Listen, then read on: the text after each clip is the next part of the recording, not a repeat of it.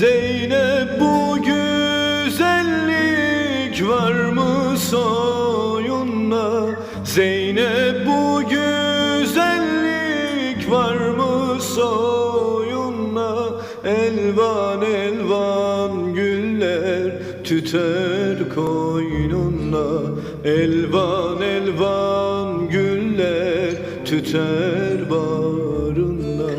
Arife gününde bayram ayında, Arife gününde bayram ayında. Zeynep'im Zeynep'im allı Zeynep'im, üç köyün içinde şanlı Zeynep'im.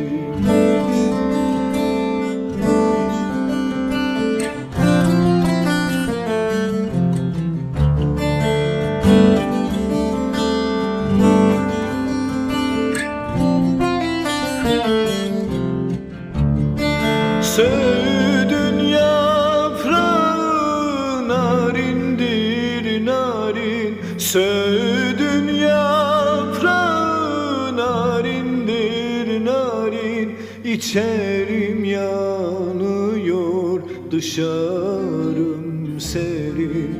İçerim yanıyor, dışarım serin.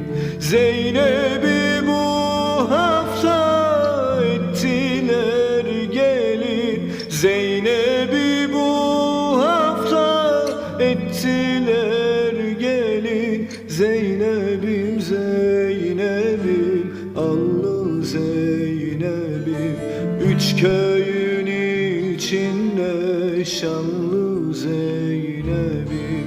Zeynep'im Zeynep'im